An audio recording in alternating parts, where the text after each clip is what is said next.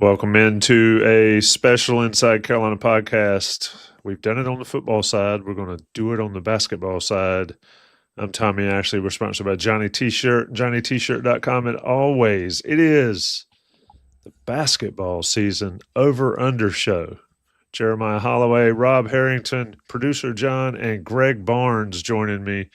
Gentlemen, should be a fun one. I feel like when we do these football shows, and Greg, since you're on the football shows with me a lot, I'll start with you. It seems like they might be a little easier than this one could be. There's a lot more up in the air for me with this basketball team going in. What do you think about that, Greg? I don't know about this year with football.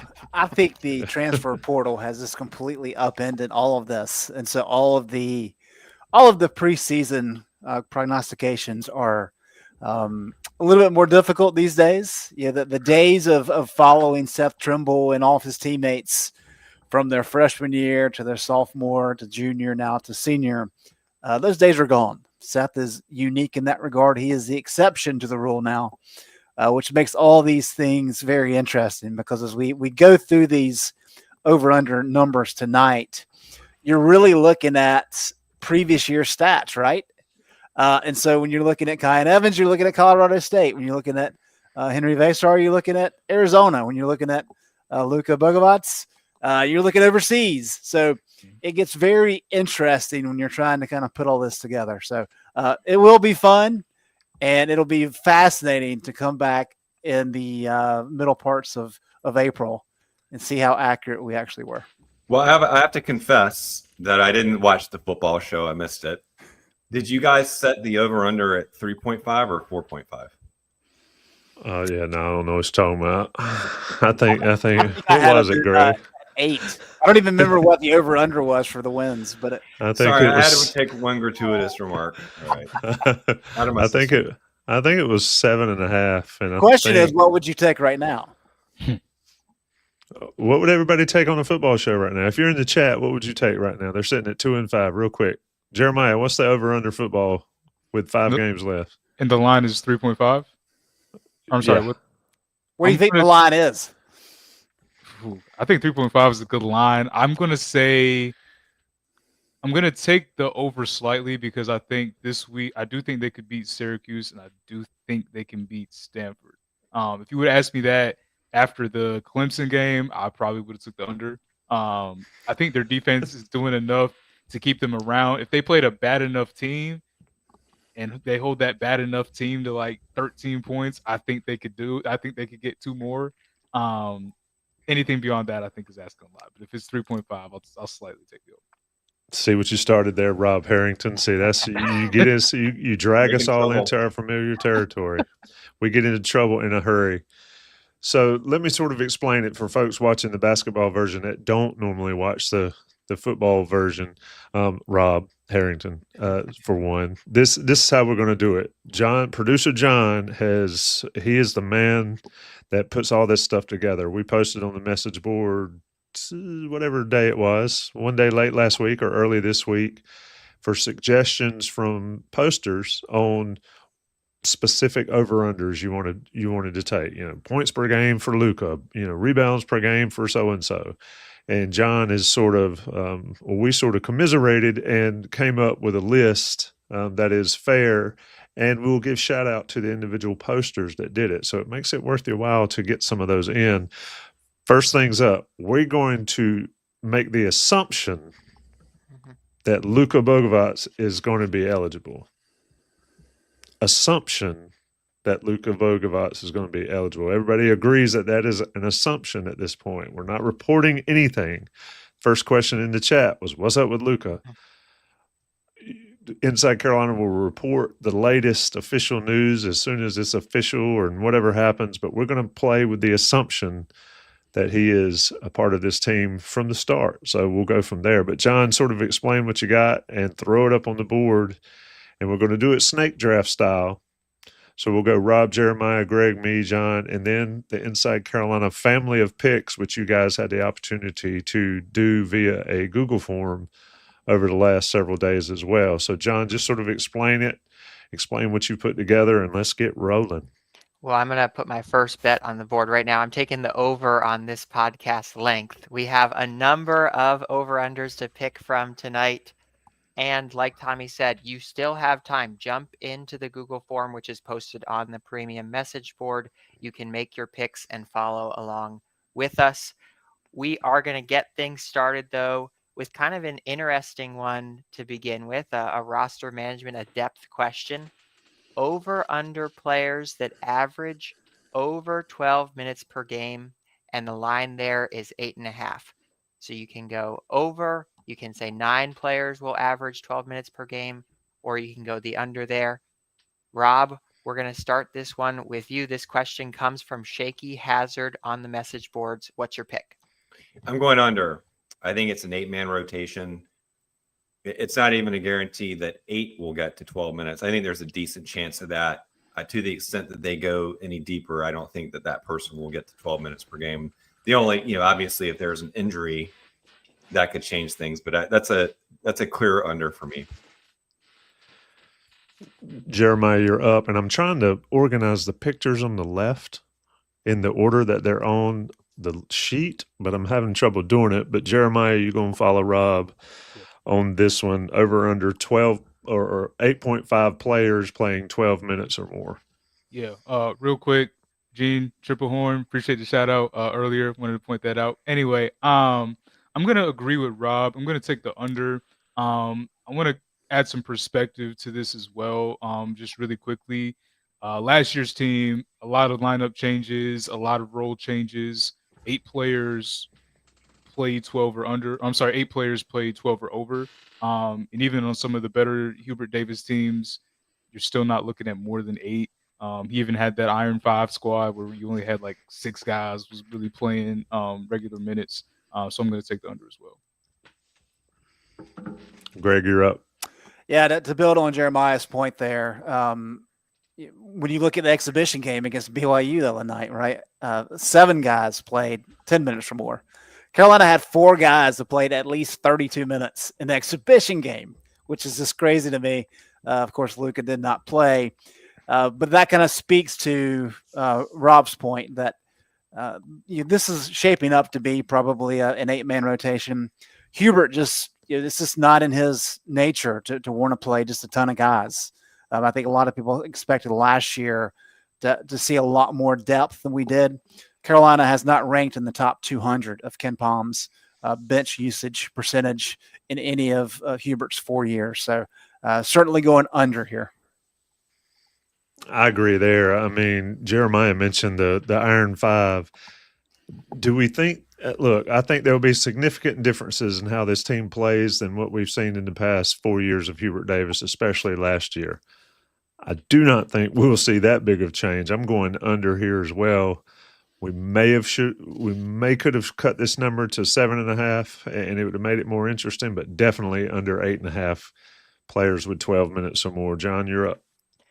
The IC community agrees with us. 88.5% went with the under.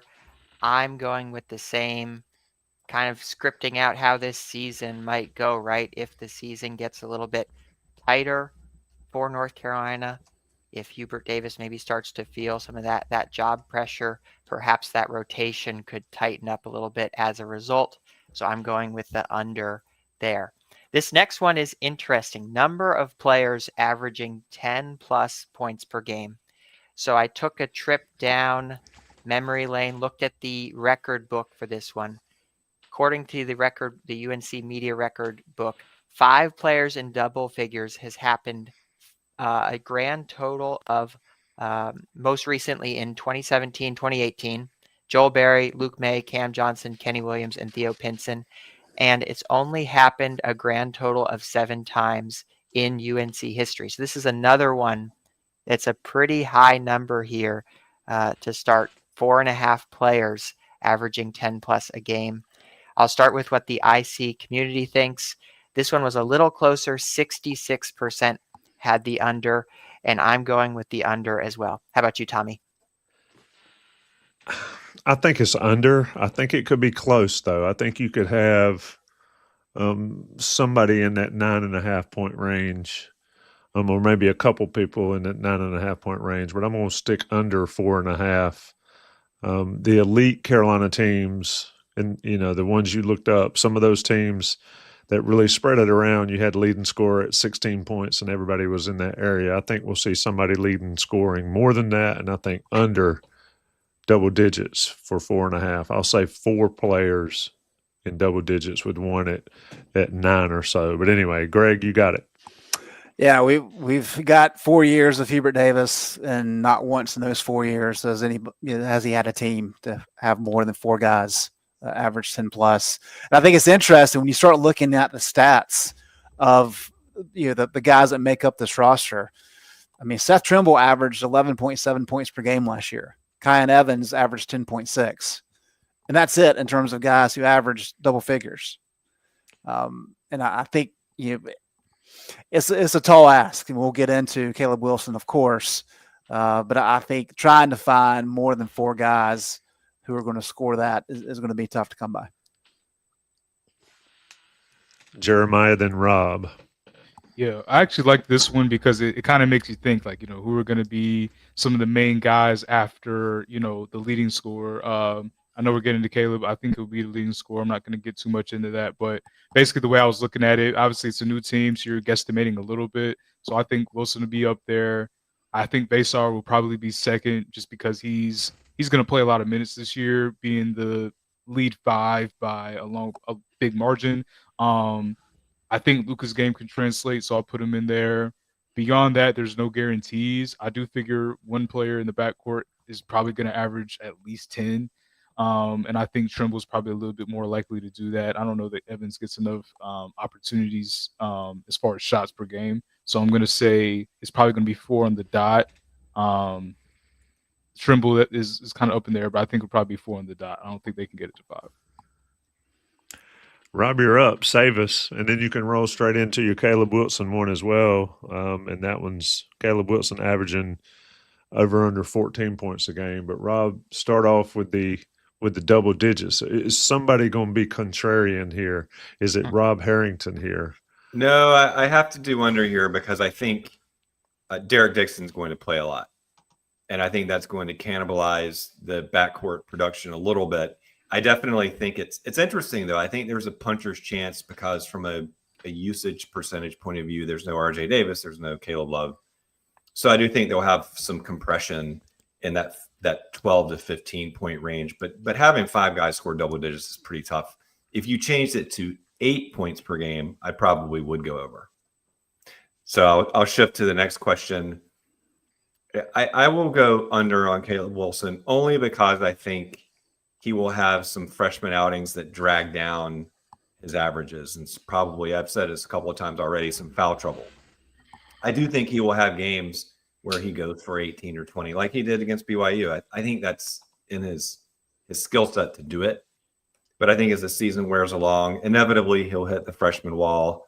He'll have some inconsistent performances that I think will drag that number down, but not by much. I mean, here's a really close one. I think probably 12.5 to 13. That's an interesting one. I'm surprised you go there. I can't wait for it's my turn, but it's not my turn yet. It's Jeremiah and then Greg Barnes.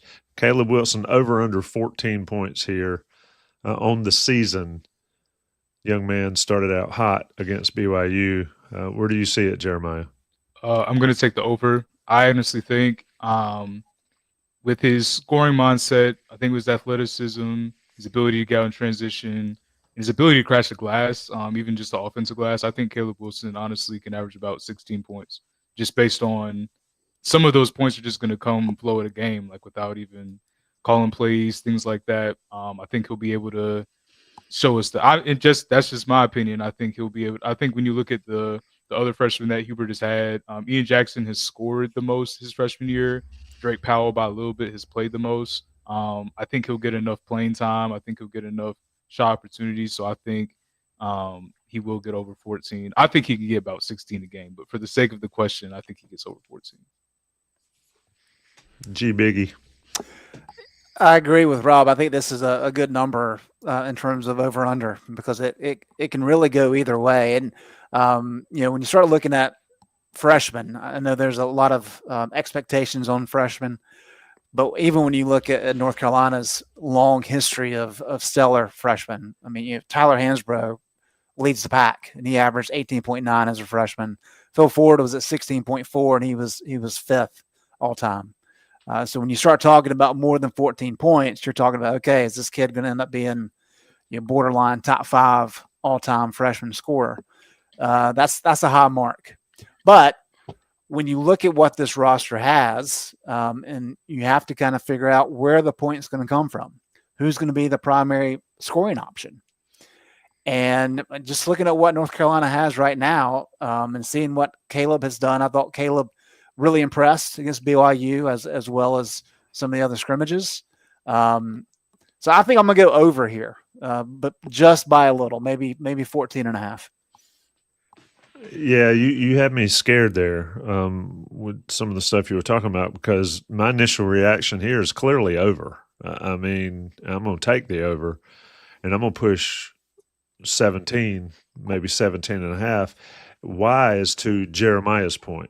He doesn't need the basketball in his hands to score a lot of points. He's going to get offensive rebounds. He's going to attack the glass. He's going to do those type things, which I think makes it more likely for him to score points rather than having to shoot it well. And so that's my take on that. Definitely over 14. I'll go on a limb and say closer to 17.5. And that'll bode well for Carolina's lack of NBA lottery picks at some point. But anyway, John B. That's kind of how I looked at the analysis as well, Tommy. I kind of looked at it from Caleb's recruiting ranking and his NBA potential. So in the On3 industry top basketball recruits rankings, Caleb is 5th. So the last few years, I looked at who was ranked 5th and how did they do with their points per game. It's not a perfect analysis, but it's an interesting way to look at the question. So in 2024, Trey Johnson was ranked 5th. He averaged around 20 points per game. 2023, the young man went to the G League, so he scratched that one. Kyle Filipowski in 2022 with Duke, 15.1 points per game. And then Emily Bates in 2021 at Memphis, 9.7 points per game. So that's a couple of different ranges there, comparisons for someone of player of Caleb's caliber. I'm going to go with the over here. I think he's incredibly talented. I think he's going to thrive this season. IC community agreed with me, agreed with most of us. They went with the over. 85% went there. I'll swing into the next one here. Seth Trimble, games scoring more than 15 points, 9.5 games. So not just a straight points per game question with Seth. How many times is he going to explode for more than 15 points? Will it be 9 games or less this season, or 10 games or more? With this one, the IC community was pretty confident in Seth, over at 77.8%. I'm going the over as well. I think he's going to really feast in transition with this team. Tommy, what do you think? Yeah, I think that's a good number. I'd love to look at last year. See, I don't do the research that you guys, especially not Barnes and you do, and I'm sure Rob and Jeremiah as well. I'm going to go under, though. I think he's going to have a couple big games, but I think he's going to do much more non-scoring things to help this team. So I'm going to go under 9.5 games where he scores 15 or more. Greg, you're up, then Jeremiah. So the 15-point total was very strategic, and the reason why is that Seth had 3 games last year where he scored 15. So he had 11 games last year of 15 or more, and he had 8 with 16 or more, and that includes him missing 3 games due to injury. And just because of the makeup of the roster, and to John's point, I think in transition, Seth proved last year that he can get to the basket and he can make free throws. And so because of that, I'm going to go with the over as well, noting that he also had a number of games last year where he didn't score many points at all. I think that'll happen again, although that would be problematic for UNC. Jeremiah? So Seth Trimble, in his first 12 games of the season, had 5 games in which he had 15 points or more. So that means the injury took place in a practice after the UCLA game. So he had 5 in 12 games. The last 22 games that he played individually, he had 6. The lineup changed a lot. His role changed a lot. His opportunities changed a lot. So I think there was a certain trajectory that he was on that he kind of got knocked off of throughout the course of the year.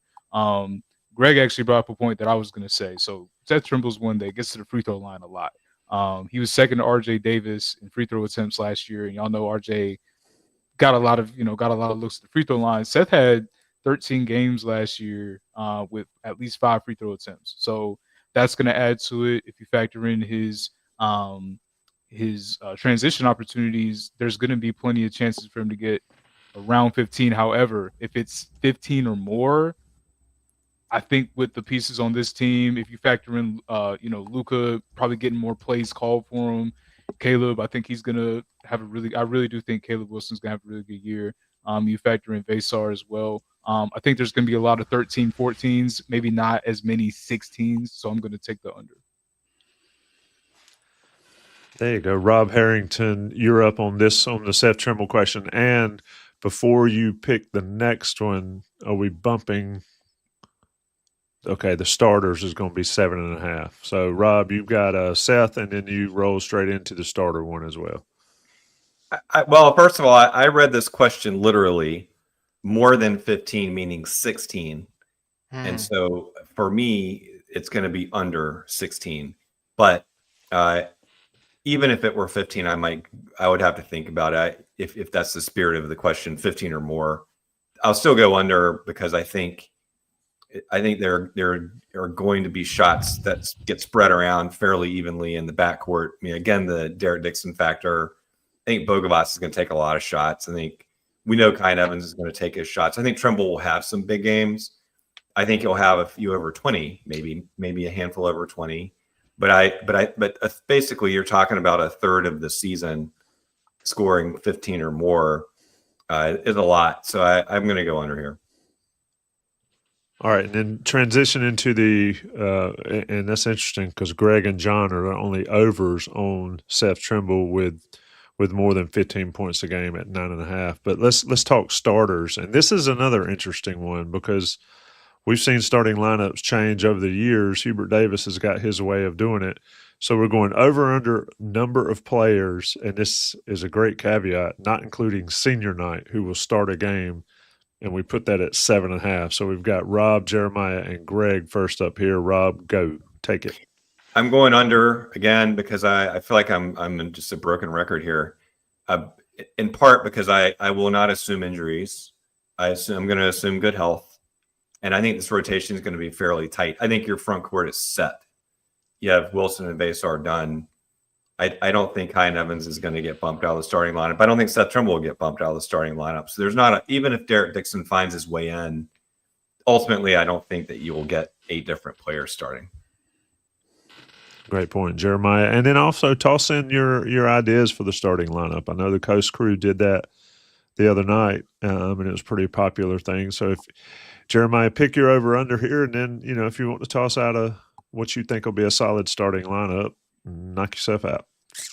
All right, I'm going to try not to ramble too much here because I do think this one is interesting, and I think it's an interesting number. Well, first of all, to the lineup point, I think what they're going to do, just based on what they've kind of done in the exhibitions and just even who they brought in, I think they're going to go Evans 1, Trimble at the 2. I think they'll put Bogovac at the 3. I think they'll put Wilson 4, Veesaar 5.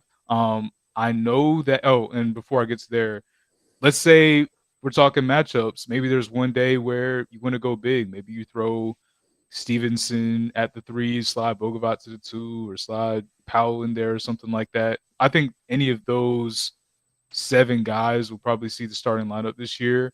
I know the caveat is supposed to be we assume that Luka is going to play.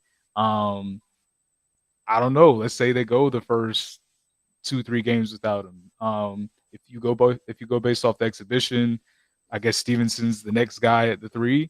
And I don't want any type of injuries at all, but we know Seth Trimble to miss a game or 2. Does Dixon get in there? So I think there's maybe 8 possible starters on this team. I do like the 7.5 number. 8 is a lot. Last year was 8 because they changed the lineup so much. I'm gonna take the under. It's a close call. I will take the under, just because, like Rob said, I do think the 4 and the 5 are probably gonna stay. Honestly, the backcourt's probably gonna stay. Realistically, so I'm gonna say under. I'm gonna say there's probably 7 unique starters, not including senior night this year. There you go, Greg. That's a good argument, Jeremiah, there. Yeah, for sure. And I think 7.5 kind of changes it for me for a little bit, because when you're talking about over under 7.5, you're talking about 7. And while Rob is a kind man to not assume injuries, and I respect him for that, they happen. There's a twisted ankle here or there. There's a concussion. There's something. And so, as Jeremiah said, last year was 8. The year before was also 8. And that lineup was pretty set. So I'm going with the over here.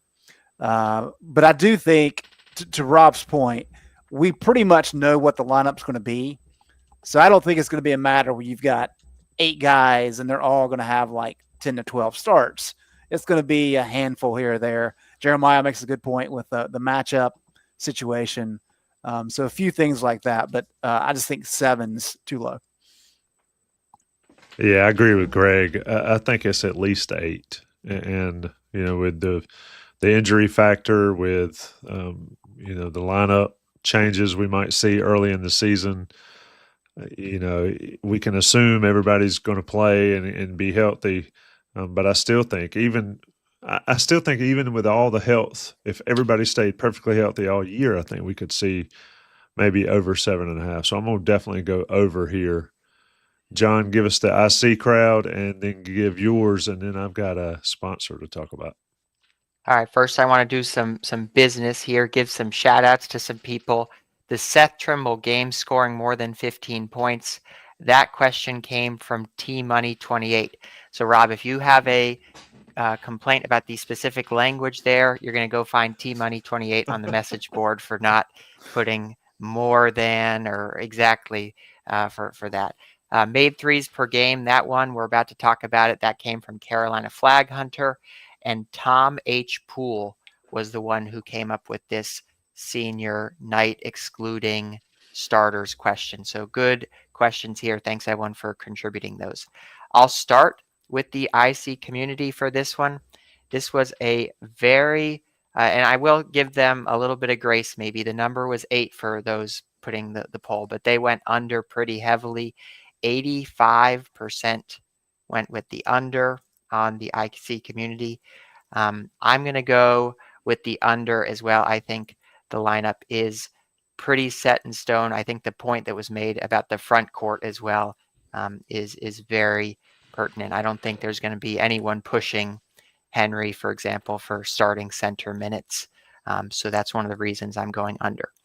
Team made threes per game. This is a really interesting question.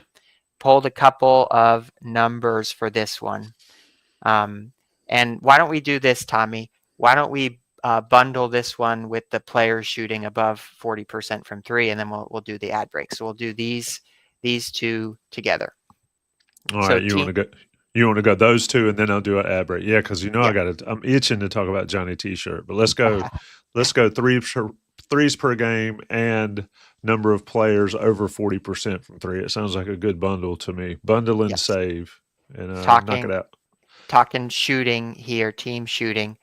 So I'm going to focus on some of the numbers here for players shooting above 40% from 3, 1.5.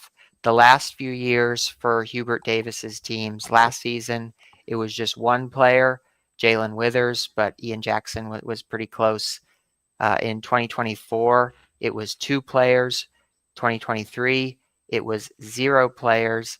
And then Brady Manick was the sole contributor on that 21-22 team. So it's been right around that number historically. For this one, I am going to go with the over here. I believe in some of the shooting that North Carolina has assembled. I think they're going to take a lot of threes as well. So I'm going to go with I put under, but I'm going to go with the over for both of those, believing in the shooting. I'll do inside Carolina, what the community picked, and then I'll throw it to you, Tommy. A lot of people picked the over on this one. Team made threes per game.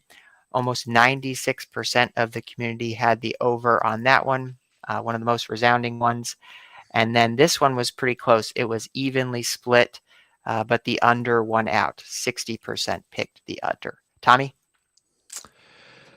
This is a good question here. I think just because the nature of the game, the 40% deal is going to be under there. That just puts it at 1 or none, though. So I might go, no, I'm going to stay with under. And there needs to be a little bit of caveat in here in case somebody takes like 5 threes and they hit 3 of them or something like that. But so I'm going to go under on the shooting, the individual players. And I'm also going to go under on that as well, just to be a little different from you. I'm not sold on that number. I think 8's a lot for this team. But I'm wavering. I'm not going to do a Jason Staples and put it at 51.5%. But anyway, Greg, what you got here? I know you're going to have stats to back up your choices. That was your opportunity, Tommy. If you were ever going to do your percentage breakdown like Jason, this was it. Oh well. So this is interesting, and I think it's important to say that if you go back to Hubert's first year in 22, that team made 8.4. which ranks second all-time at Carolina. The record's 8.6 in 2019. Last year's team made 8. They shot 35.6% as a team, which is solid. They had 829 attempts, which ranks 5th all-time in Carolina history, which brings me to my next point, that 3 of Hubert's teams rank in the top 5 school history-wise in three-point field goal attempts. Part of that is the changing game. Part of that is that Hubert Davis has long been known for his three-point shooting ability, and that's an important part of what he wants to do. So because of that, I think it's going to be above 7.5. Last year's team shot the ball pretty well. If you're talking about going to 8.5 or trying to set a school record, that's probably going to be a stretch. But I think just in terms of the number of shots that they attempt, I think 853-point field goal attempts is not out of the question. So I think the opportunity for a lot of makes is there. So I've got over there. And then in terms of the individual shooters shooting over 40%, I'm going to be a stickler here. I'm going to be like Rob with the more than 15. If you go back to 23-24, RJ did not shoot over 40%. Seth and Armando Bacot combined for 41 three-point field goal attempts, and they both shot over 40%. If you go back to 2019, there were 5 guys on that team that shot over 40%, and Cam Johnson's really like the only main guy that did it. It was a bunch of guys off the bench. So if we're talking about the entire roster, certainly I'm going over. If we're talking about the core rotation, I'm going under. So however you want to divvy that up, John, I'm going to leave that to you. Let's go rotation. And if There needs to be a minimum amount taken there. And I don't know where you would set that for a team. Is the minimum amount 30? Is it 40? I don't know, but I'm still sticking with under. And Barnes we're going to get a law firm on this. We're going to get this very official, certified by a law firm. At least 1 per game. How about that? That works. That's fair. With that in mind, Greg, what's the final pick? Over or under? If we're doing 1 per game, I'll go under. Perfect. Jeremiah?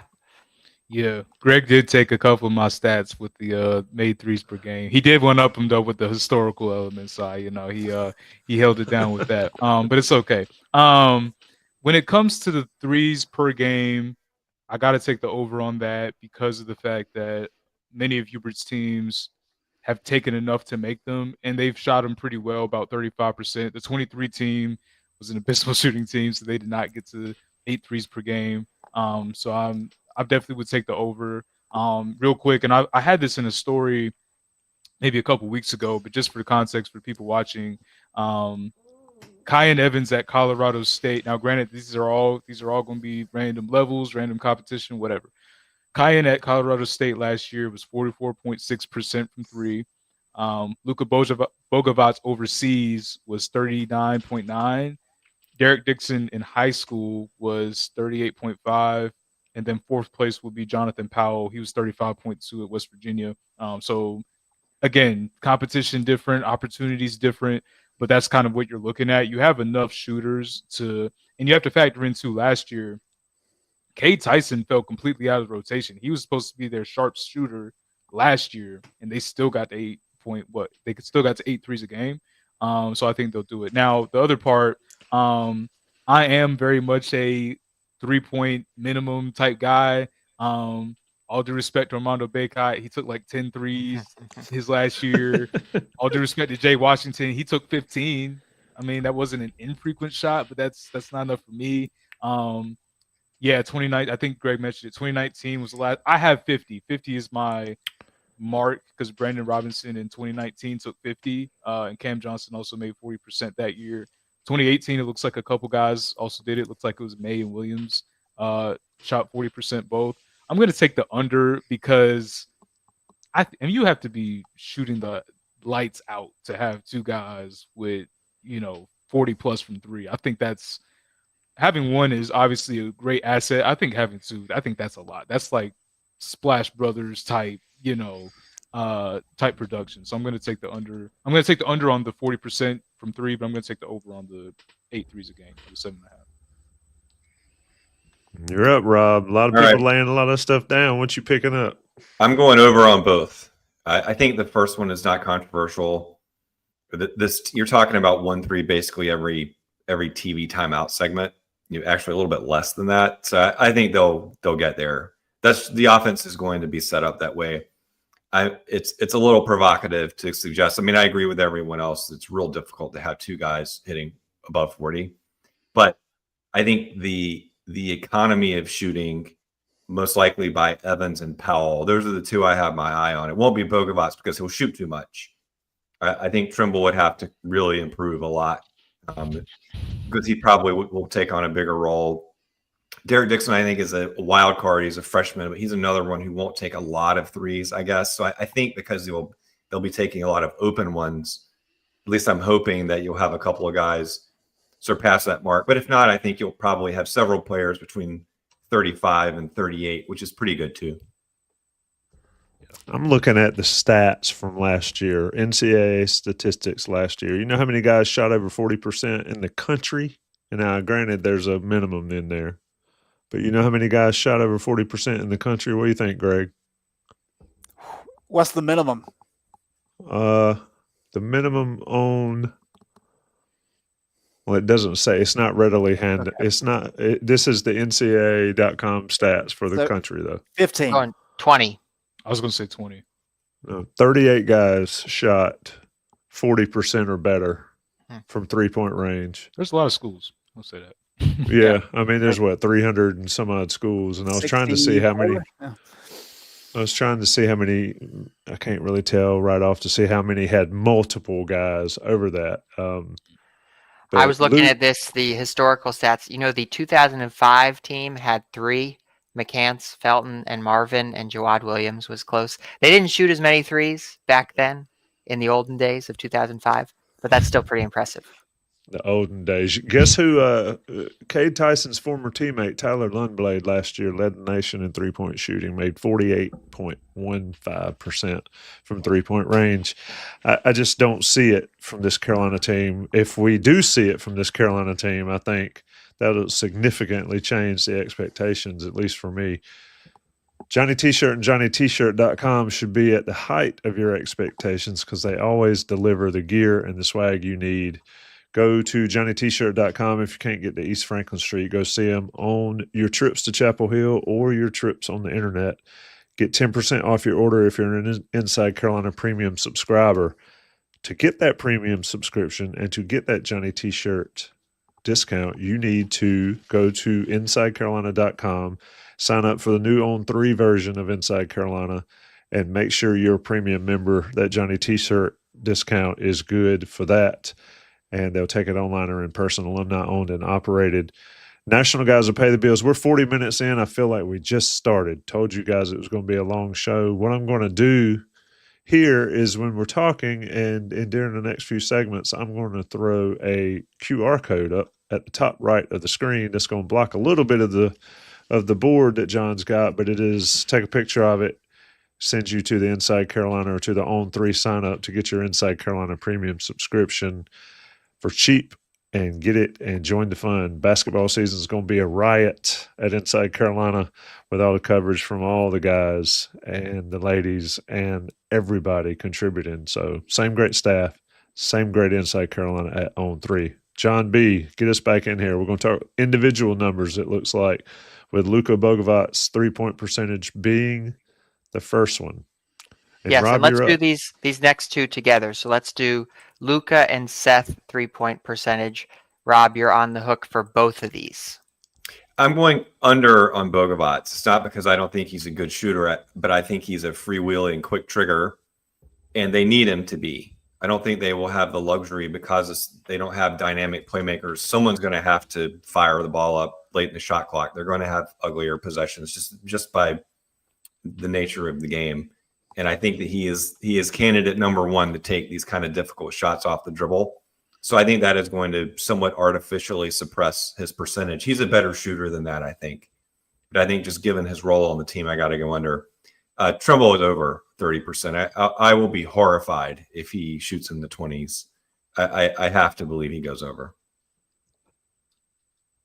Jeremiah, you're up on Luka over 35% or under 35%, and Seth there on the 30 line. I'm going to take the over on Luka. Don't have much to add. Pure guess. I think Rob makes a good point on opportunity, but I'm just going to guess. I'm going to take the over. Seth, I know it's brutal. I want to take the over. I'm just going to I went back and forth with it. I'm going to take the under.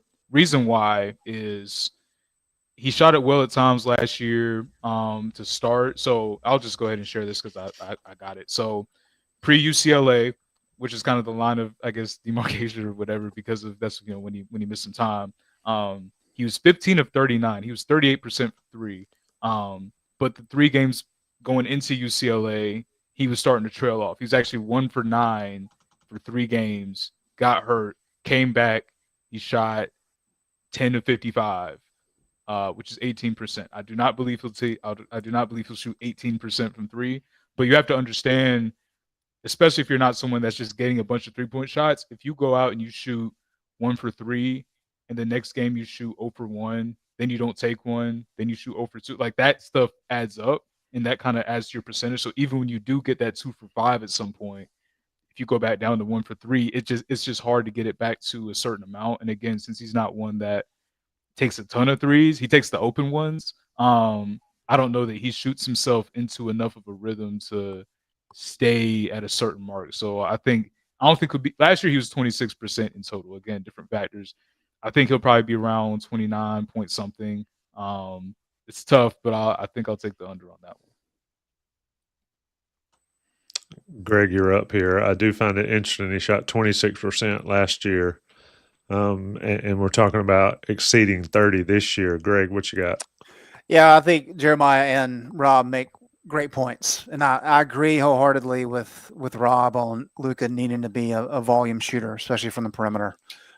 He shot 32.3% in 23-24, a lot better last year, 39.9. But I'm going with the under here, just for reasons that Rob has laid out. And then Seth is a 29.8% career 3-point shooter. I know he struggled at times, as Jeremiah laid out last year. He's not going to be required to be the guy to take shots from outside. But like we talked about with Elliott last year, he's going to be a guy that needs to knock down some just to be efficient and to keep defenses honest.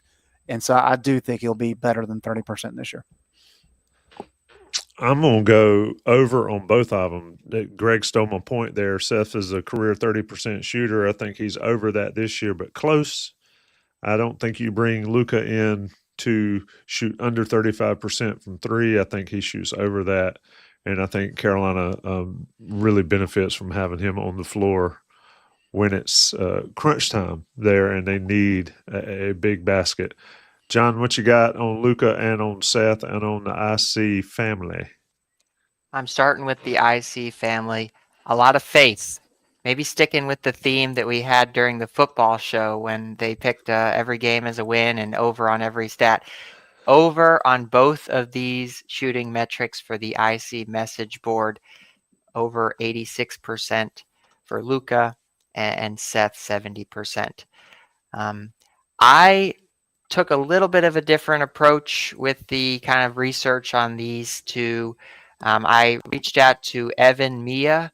He does a really good job with his advanced stats site, and he does shooting projections for players before this season. So I thought these would be interesting to share here. Be sure to check out his site if you're interested in advanced college basketball statistics.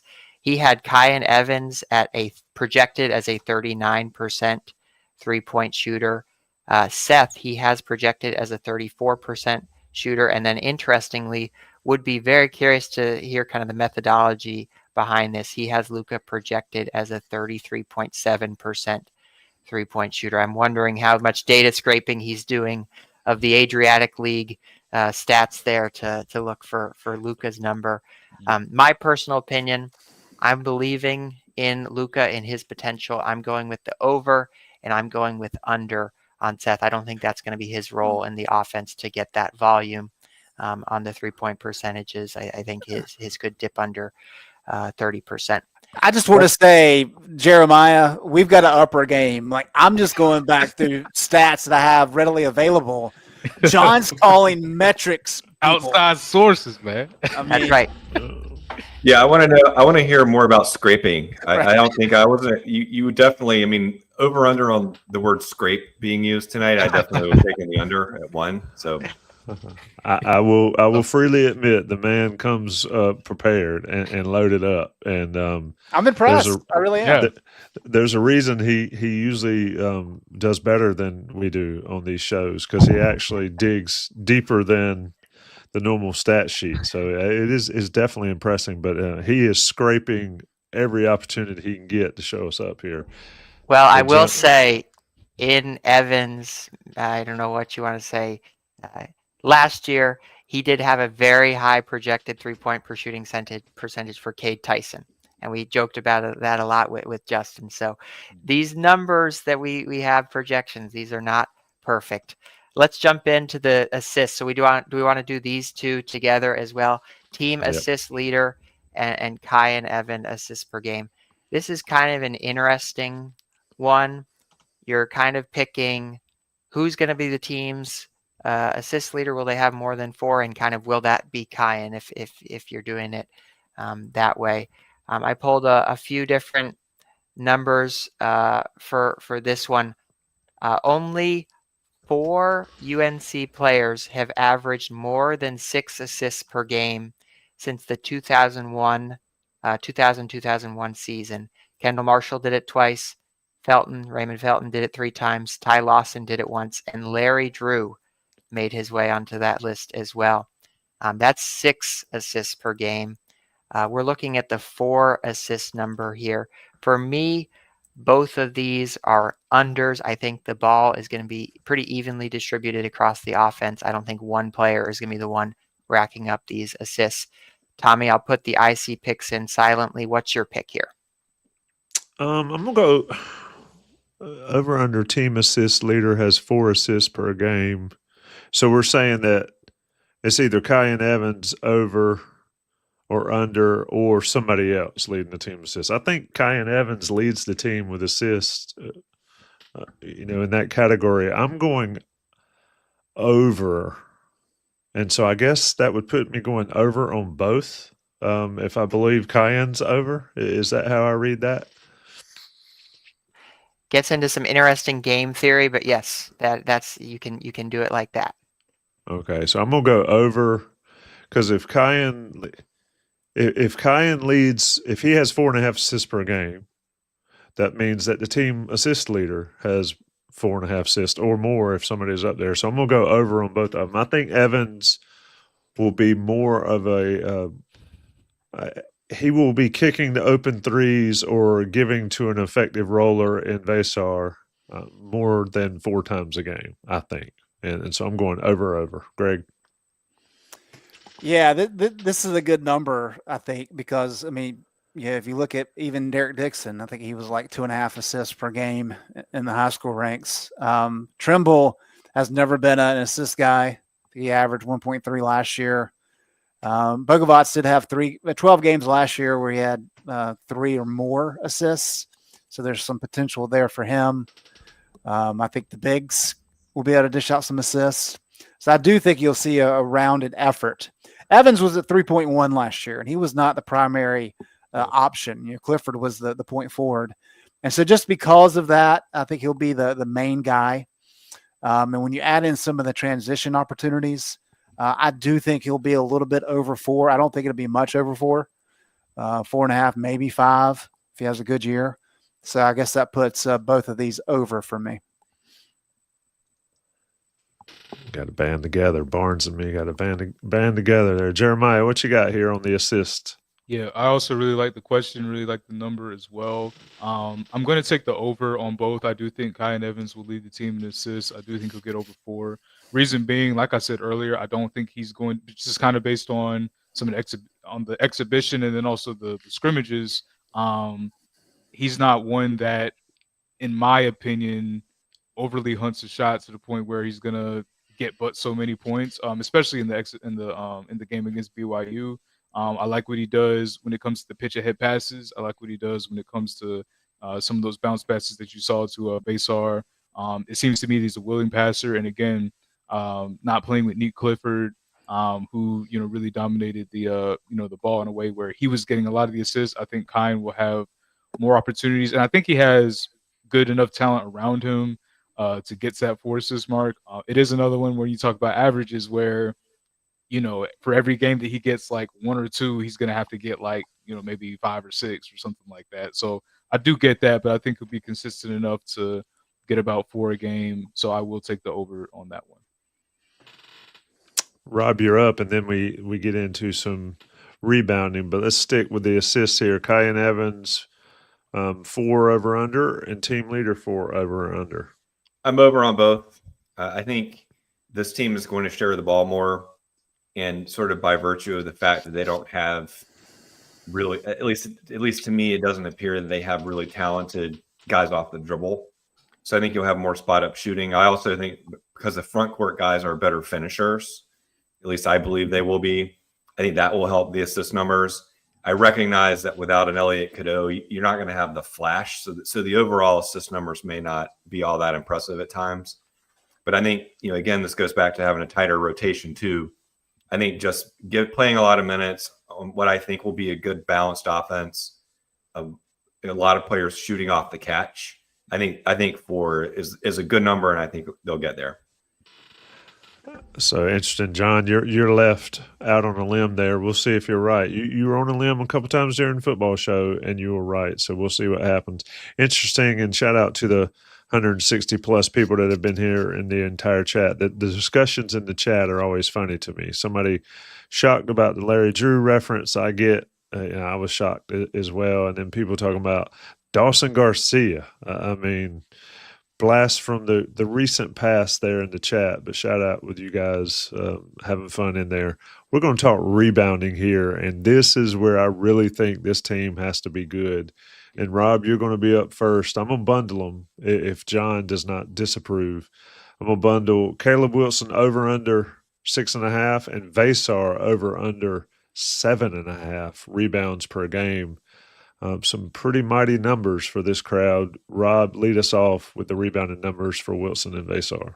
Wilson over. I feel very confident in this one. I think because I think Jeremiah made the point earlier about how, talking about his scoring numbers, because he gets a lot of tips. We saw that against BYU already. He's so active on the offensive glass, and the team seems to be prioritizing that more. I think 6.5 is a good safe number for him. Veesaar is tougher. I had to think about this some. He's going to be inconsistent, I think, but ultimately I'm over here too. I think ultimately, because I expect these guys to play really big minutes, And I think they're both going to be over 30, possibly into the mid 30s in bigger games, assuming that their conditioning and foul trouble and all that holds up. I think just for that reason alone, someone has to rebound the ball. And I think those two guys are good candidates. I think Wilson, for me, is an emphatic yes. Veesaar is close, but I'm going over on both. There you go, Jeremiah. I'm gonna go Wilson over. I think he has the size. I think he has the activity. The way he plays, he wants to get on the boards, and yeah, he'll have the opportunities to play. I'll take the over on him. Veesaar, I'm gonna take the over on him as well. I think Henry Veesaar will probably lead this team in minutes per game. I don't think he has as much competition at that 5 position as other guys have at other positions. I think he'll be on the floor a ton. Anyway, but he's one that this doesn't always translate, by the way, but off the bench last year, he averaged 5 per game. Obviously, the responsibilities of a starter and some of that kind of comes in off and he played 20 minutes a game. But that, I think there's enough to kind of glean off of that. And again, to be a true 7-footer out there, someone that they really need, I think he does get over. And yeah, he'll share him with Caleb, but that's possible. I mean, when Armando and Harrison Ingram were on the same team, Harrison Ingram averaged like 9 rebounds a game. I don't remember exactly how much Bacot had, but I'm going to take the over for Veesaar as well. Greg? Yeah, a lot of good points already been made. I'll just point out that with freshmen, I mean, you look at Hansbrough, he was 3rd all time in UNC history for freshmen. He was at 7.8. Day'Ron Sharp was at 7.6. So when we start talking about 6.5 for Wilson, that's pretty significant. But I agree with the idea that there's just kind of a limited number of guys who can get rebounds, and there has to be rebounds that are gotten. And I think Wilson and Veesaar are going to be playing a lot of minutes. And Jaron Stevenson has not proven to be an effective rebounder throughout his time at Alabama. What to see about Bogovats? We know that Seth Trimble is a pretty good rebounder. As a guard, and I think that's going to have to continue. But just because of the amount of minutes that are going to be played, I think Wilson's going to be an over here. Veesaar, because of his length, he's a good offensive rebounder. He's got a lot to prove to me about defensive rebounding. He had opportunity late twice against BYU and kind of got pushed around a bit. He only had 2 defensive rebounds in that game against BYU. And it was a struggle for him last year. But just because of the amount of minutes that he's going to have to play, I'm going to go with the over. I don't feel confident about that, but I am just because of the opportunity involved. But I think he has to be really good for North Carolina to kind of reach his potential. He has to be really good on the boards. And we're going to have to see a lot more than what we saw against BYU. Yeah, when you look at that BYU game, both of these are definitely overs. I'm going over for sure on Caleb Wilson, and he's going to lead the team in rebounding. I'm going to go under on Veesaar simply because I think Seth Trimble cannibalizes a lot of those opportunities out there, especially on the defensive glass. I just think I'll leave it at that. I think under 7.5 on Veesaar, over for Caleb Wilson. Over on Caleb Wilson, as Rob said, emphatically, because he's going to lead the team. But John, what you got? I want to start with some business, some shout outs here for the team assist leader question. That was from More Biscuits, Please. Excellent username there. Love that. Evans assist per game. That was from Carolina Blue. The rebounding questions here came from A. Rayner. So appreciate everyone who contributed questions to this effort. I'll also go with the IC community picks here to see what people said. Very confident in Caleb Wilson. Over 96% of you thought that he would hit the over with this one. With Henry's number, a little bit less optimistic. The under and 75% selected that. So a little bit less faith in the transfer from Arizona there in this specific number. For me, I believe in Caleb Wilson. You can tell from this podcast, I'm very high on him overall, high on him as an NBA draft prospect. I think he gets the over here. and I'm going to go with Tommy. Me and Tommy sticking together with the IC community under with Veesaar rebounds. Should we do team offensive rebounding, and then we'll kind of do the grand finale with these last two? You want me to start with team offensive rebounding, TA? Yeah. Keep that one separate, and then we'll bundle the last two for sure. Team offensive rebounding percentage 31%. I think last night when we did the show, Rob and I did the show with Justin Jackson. He said that their 17 season was like something ridiculous, way up in the 40s on offensive rebounding. I don't know 41.3. Yeah, which is ridiculous. Led the country. We're going to team offensive rebounding for this team, 31% over under. John, you can start it. Well, I was looking at some of the historical numbers too. The lowest ever for a team under Roy Williams was the 2012-2013 team with 34.6. So that shows you just how good his teams were at offensive rebounding. Last year was Hubert's lowest for one of his teams, 29.1%. The IC community went over, pretty confident in it. 85% went with the over. I do think this team is going to attack the glass a little bit. I like the over here. Tommy, what about you?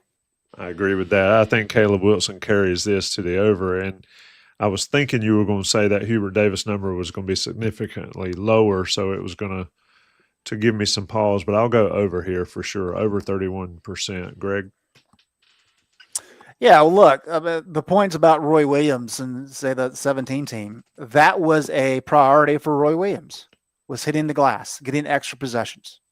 That's what he wanted to do. And we have 4 years of data available in Hubert Davis, and offensive rebounding is not a priority. Defensive rebounding is. Taking care of the ball is.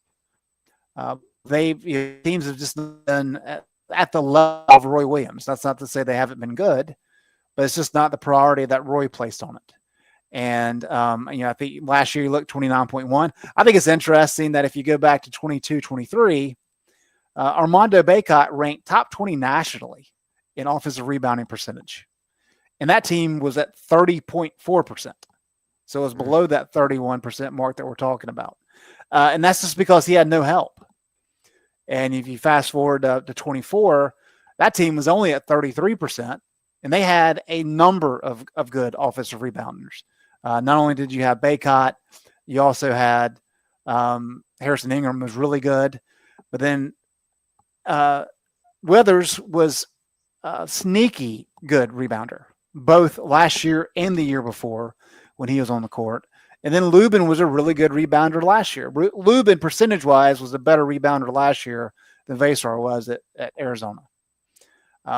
Veesaar is a fantastic offensive rebounder. That's very beneficial. I think Wilson's activity will allow him to be like that. I do think there's going to have to be other players to step up and to assist. I think Trimble can do a little bit of that, but I think there's going to have to be a concerted effort by players at the 1, 2, and 3 spots of getting to the glass in order to make this a surefire over. I do think it's an over because of Veesaar, but I don't think it's going to be any massive number. There you go, Jeremiah, and then Rob to round out the offensive percentage rebounding. Greg, real quick, what did you say the 24 offensive rebound percentage was?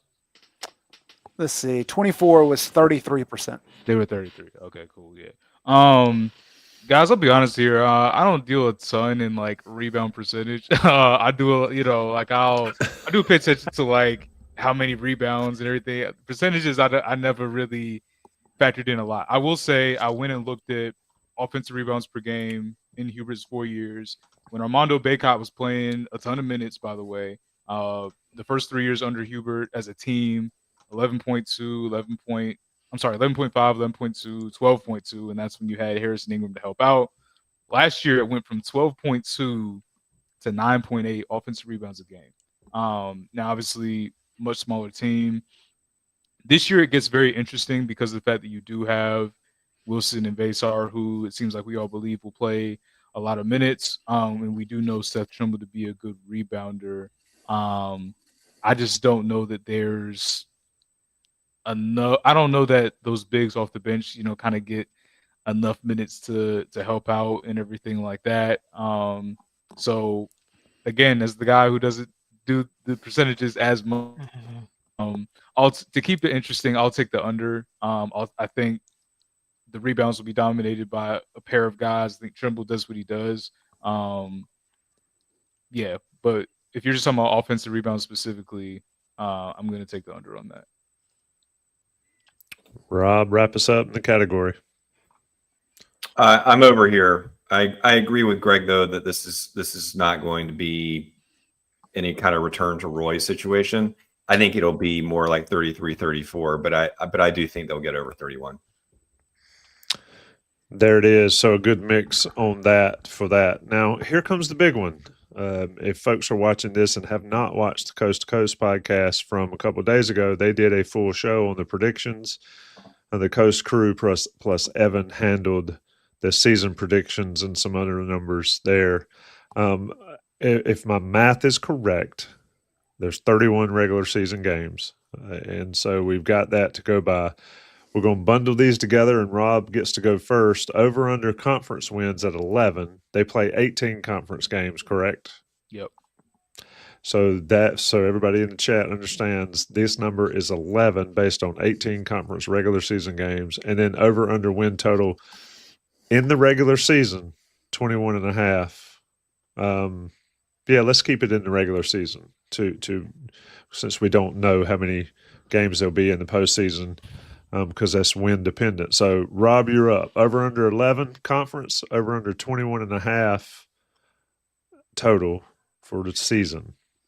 Conference, I'm going over. I don't know if this is more than 11 or 11's a push, but regardless, it better be more than 11. I just think, I mean, I know it means a lot when I say it, but I can't countenance anything approaching 11-7 or so. It just can't happen, man. They've got to be better than that, and the conference will be better, but it's not great.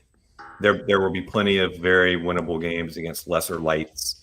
I think that one, I'm confident they'll get there. Now the regular season 21.5 is tough. I still will go over because this is a softer schedule.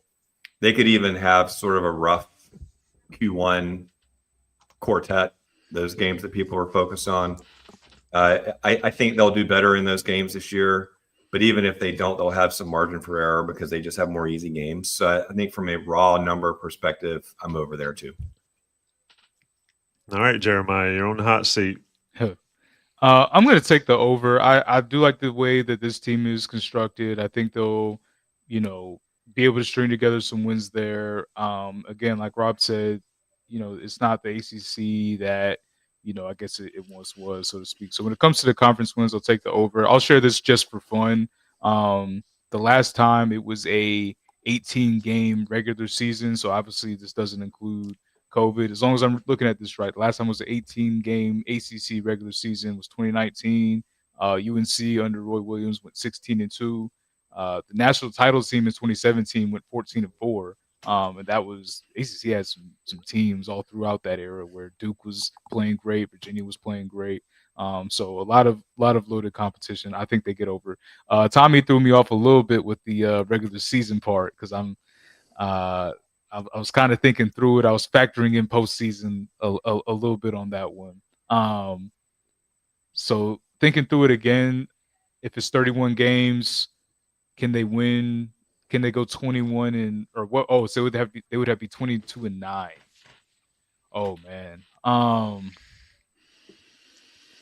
go over. Why not? I'll go over. Over for Jeremiah. We can do, before we get out of here, I can go around the room and get your final season records, period, regular season, postseason, all. We'll do that. But Greg, over under here on these numbers, 11 in conference, 21.5 in the regular season. I'm going to double down on what Rob said. I mean, if Carolina is looking at 11-7 against this conference in regular season, I think the conversation is not about NCAA tournament seeding. It's about who's going to be the next coach. Just with the way the schedule shapes up, I think North Carolina is going to have to be better than that.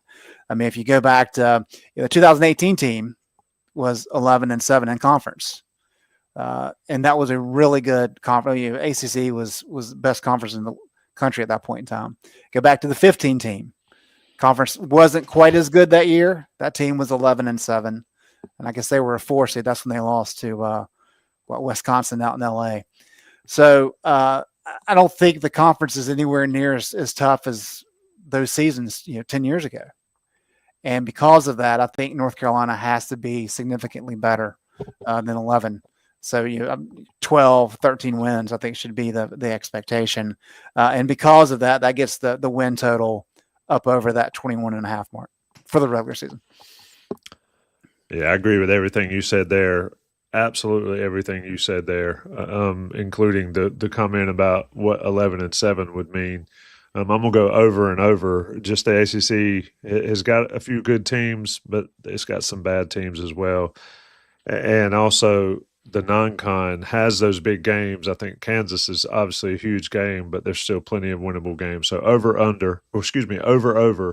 both of those, John. Wrap us up here, and then I'm going to wrap us up for good and get us out of here. And we are on the over of the podcast time, which we are over an hour. So shout out for everybody who's staying here. But John, what you got?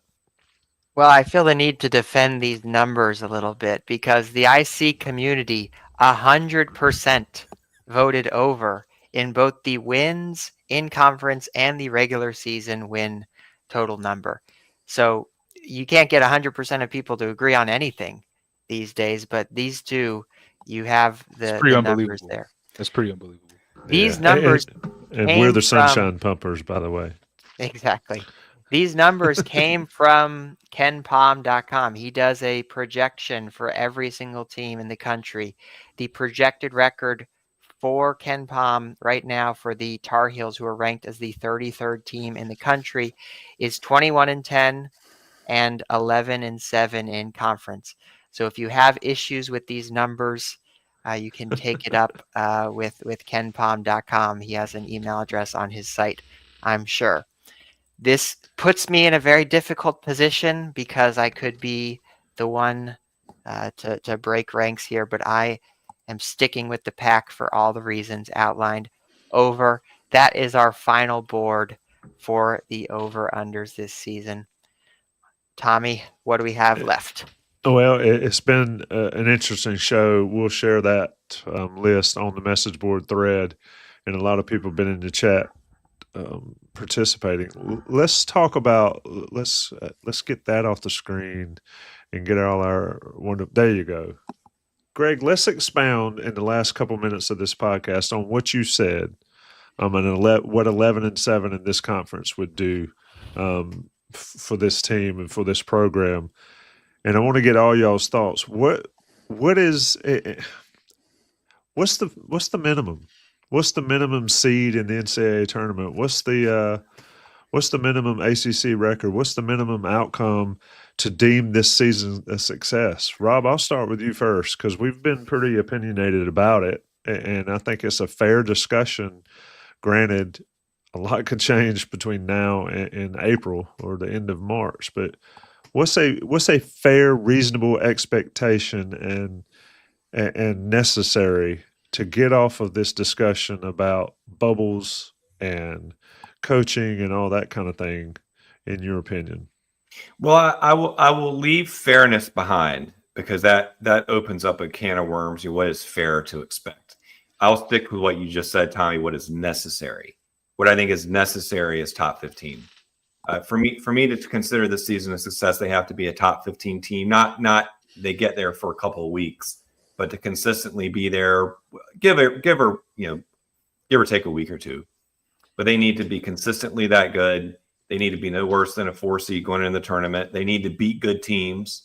I'm not someone who says they have to split with Duke, but they have to be at the level where they beat teams of that caliber, possibly, hopefully, including them. But they have to be able to step up and show they can get over the hump against these guys, win close games. In the tournament, I almost consider. I mean, I do consider it a second season. I don't like the idea of having a great regular season. You get upset in the tournament, and that causes the coach to get fired if everything else is going well. I've never liked that, but if it's close, of course. But I think to sort of round out the year, say we're going to combine regular season, postseason, I'm saying top 15 and Sweet 16 to sort of legitimize. I know that that's not vintage Carolina stuff. Sweet 16 is not the thing that you dream about as a Carolina fan at the start of the season, but I think that's what's necessary. Now, maybe they can do a little better, but top 15, Sweet 16 for me, irrespective of what's happening with the conference standings, because we don't necessarily know. We don't know how good the other teams will be, but from a quality point of view, that's where I am. Yeah, I remember in 1994 when Carolina was upset by BC and Curley and them trying to kill Derek Phelps. It was horrifying that they had lost before the Sweet 16. It was just not a thing. It was, however many years straight of the Sweet 16. Jeremiah, what's necessary for this team? You cover them, you see them up close, and certainly have covered the good and the bad over the last couple of years for Inside Carolina. Mm-hmm. What's the necessary benchmark here for this team and for Hubert Davis? When you consider this offseason, using a GM to kind of scour players in the portal, you got your 7-footer, you got your point guard who can shoot it. Potentially you have your overseas edition. In my mind, you have a first round. I would maybe think a high first round level draft pick on your team. As we've mentioned, the ACC is not a gauntlet. I would think to go to bed at night at the end of the season and sleep well, let's say. I would say, honestly, probably the top 4 seed in that NCAA tournament. You're obviously not wanting to sneak in there, but even if you do make it comfortably, you don't want to be a 7 seed. You don't want to be an 8 seed. You want to be probably a top 4 seed, top 3 finish in the ACC, and getting to the Sweet 16. And the win total, yeah, that can be random when it comes to who knows what the ACC tournament is, and you'll drop when you're not supposed to drop in regular season play. I mean, can you get to the 25 win mark? Just however the postseason shakes out, like, let's say you're 25-10 or something like that. You don't love double-digit losses again, but I mean, I think 25 is maybe 26 probably, because you got to factor in last year that number could have been slightly higher if first halves were played better. Like they probably could have got 26 last year if they don't get down by 20 against some of these teams. So maybe let's say 26 wins, your top 3 in the ACC, and your 4, maybe a 5, but probably a 4 seed in that NCAA tournament. Greg Barnes, the IC historian.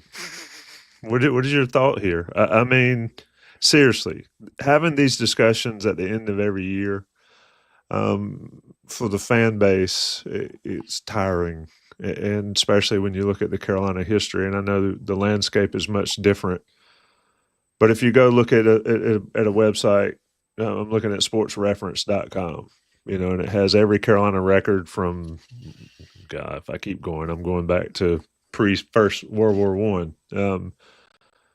But it is distinctly different in the last 6 or 7 years for expectations for this program. So this year, 25-26, what you think? What's necessary? Let's start here and work backwards. If you look at North Carolina's NCAA tournament success, as a 1 seed, they've played 78 games. As a 2 seed, they've played 32 games. And then when you go to a 3 seed, they've played 7 games. They played 6 games as a 4 seed and 6 games as a 6 seed.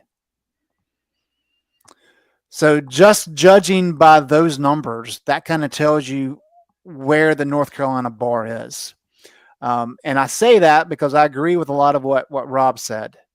I've never put too much stock into the NCAA tournament outside of certain situations where, Bill Self, for example, he's won some championships and gotten to some Final Fours. He's also had a number of games that he's lost he shouldn't have lost. We were spoiled by Roy Williams because Roy always seemed to at least get to the second weekend, and he always had his teams playing best. And it helps when you have one of the best teams in the country, which I think is the important thing here. When you talk about the fatigue that the North Carolina fan base has really endured since COVID. Ever really since the team got the flu in the Sweet 16 game against Auburn, I guess, in 2019.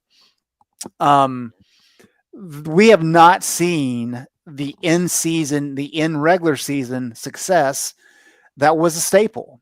And I was just conditioned by Dean and by Roy, because Roy talked about it so much, that Dean really liked the idea of the ACC regular season championship, because you have to win a lot of games over several months to prove that you're the best.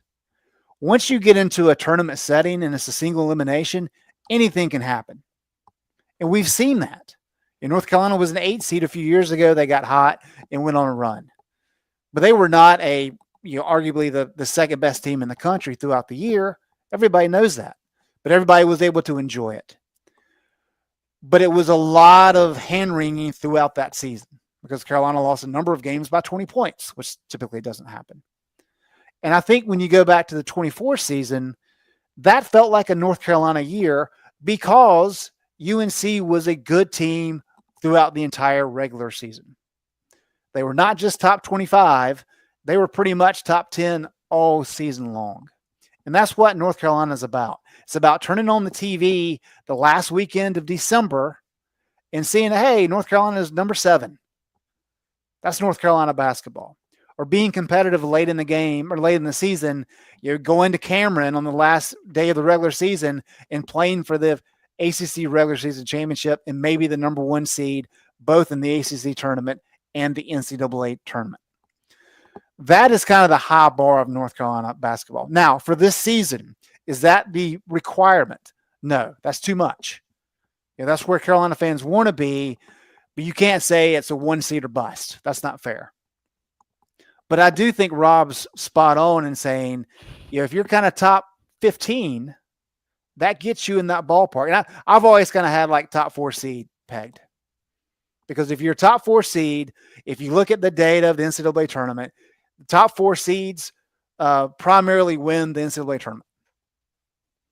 Of course, the majority of that's the 1 seeds and then some 2 seeds, but there have been enough 4 seeds that have done it that you can be a legitimate contender as a 4 seed.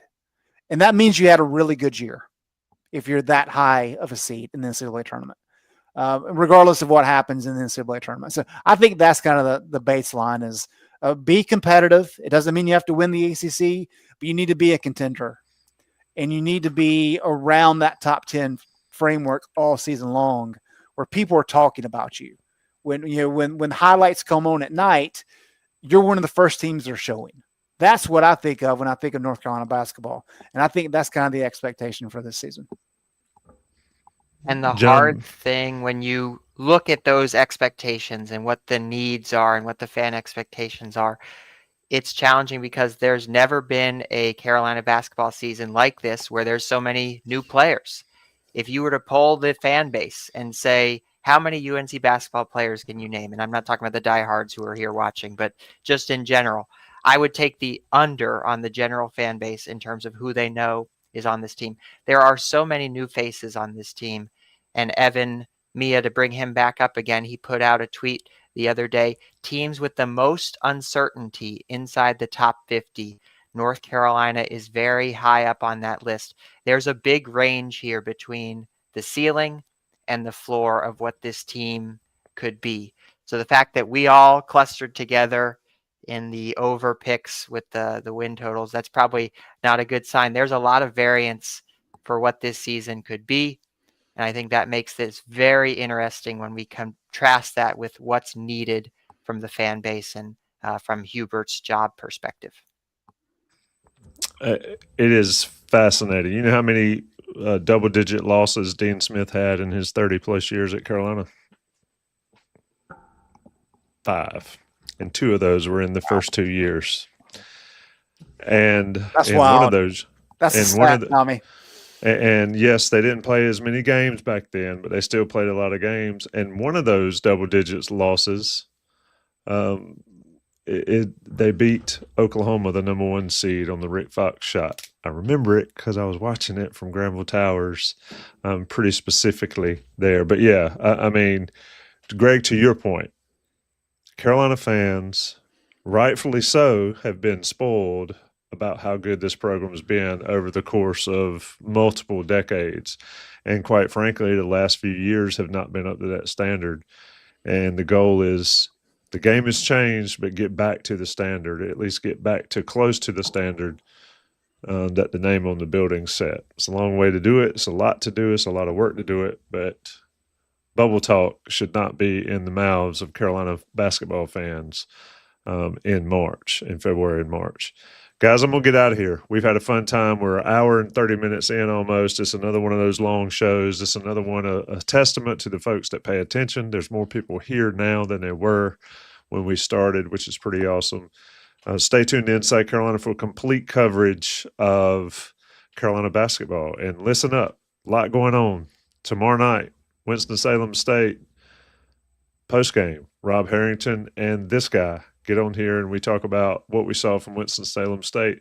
After that, at 10 p.m., Greg Barnes joins me along with Jason Staples for the Game Plan podcast for the Syracuse football game, which is Friday night on Halloween as Carolina travels up there. And then it continues with all the regular programming. So another show I did, and folks that are in the chat are like this, I did a interview with Larry Keith. He was in Sports Illustrated for 30-plus years. Penned a lot of great coverage, 19 cover stories on Sports Illustrated, and a lot of great stories from him about Carolina and covering Dean Smith. He's a Carolina guy through and through, and his interview will be posted soon enough. It's worth watching. His book is worth reading. So anyway, Greg, Jeremiah, Rob, producer John, always. I'm Tommy Ashley. We're Johnny T-shirt sponsored. Sign up. Everybody be safe. Everybody get some sleep and be back with us tomorrow as we talk Winston-Salem State and Syracuse football. Thanks, guys.